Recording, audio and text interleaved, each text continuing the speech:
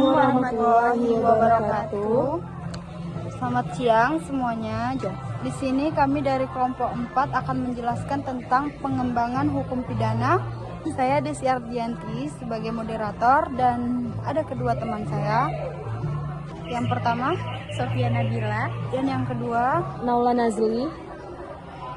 Nah, jadi yang pertama itu ada definisi hukum pidana yang akan dijelaskan oleh Naula Nabila. Baiklah, yang pertama itu adalah definisi hukum pidana. Hukum pidana adalah cabang hukum publik yang mengatur tentang larangan, kewajiban, dan sanksi terhadap pelanggaran yang dianggap merugikan masyarakat atau negara. Menurut Simons, hukum pidana adalah hukum yang mengatur perbuatan-perbuatan yang dilarang dan memberikan sanksi kepada pelakunya. Sedangkan menurut Moljatno, hukum pidana adalah bagian dari hukum yang mengatur tentang perbuatan yang dilarang atau diharuskan oleh undang-undang, disertai ancaman pidana bagi pelanggarnya.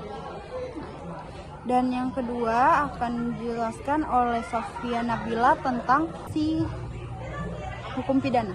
Hukum pidana memiliki dua dimensi, yaitu hukum pidana material berisi aturan tentang perbuatan yang dianggap sebagai tindak pidana dan sanksi yang dikenakan. Contohnya seperti ketentuan dalam KUHP yang mengatur berbagai jenis tindak pidana. Yang kedua adalah hukum pidana formil atau hukum acara pidana, mengatur prosedur penegakan hukum pidana mulai dari penyelidikan, penyidikan, penuntutan hingga eksekusi pidana. Selanjutnya akan dijelaskan oleh Naula. Selanjutnya kita akan membahas sejarah hukum pidana di Indonesia. Yang pertama itu ada dari masa kolonial Belanda. Pada masa kolonial, hukum pidana yang berlaku di Indonesia adalah Wetboek van Strafrecht voor Nederlands Indie atau KUHP Hindia Belanda yang mulai diterapkan pada tahun 1918. KUHP ini mengadopsi hukum pidana Belanda tetapi disesuaikan untuk kebutuhan kolonial Hindia Belanda. Yang kedua adalah masa kemerdekaan. Setelah Indonesia merdeka pada tahun 1945, KUHP Belanda tetap digunakan sebagai hukum pidana nasional berdasarkan asas konkordansi yang diatur dalam pasal 2 Aturan Peralihan Undang-Undang Dasar 1945. Meski demikian, beberapa ketentuan di KUHP mulai disesuaikan dengan kebutuhan nasional melalui amandemen parsial. Yang ketiga ada masa reformasi dan pembaruan KUHP. Pada era reformasi, desakan untuk mengganti KUHP warisan Belanda semakin kuat. KUHP dianggap tidak lagi relevan dengan perkembangan masyarakat Indonesia yang pluralistik dan dinamis.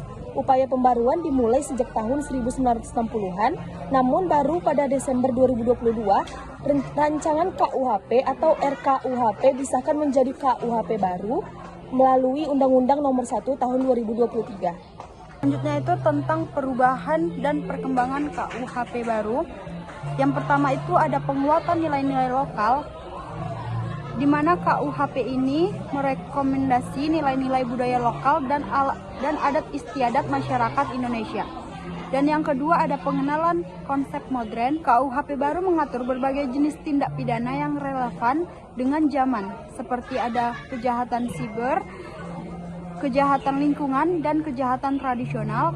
Yang ketiga ada pengurangan hukuman mati, di mana KUHP baru memperkenalkan konsep hukuman mati sebagai pidana bersyarat. Artinya hukuman mati hanya dijatuhkan sebagai upaya terakhir dan pelaksanaan hukuman dapat ditunda selama 10 tahun.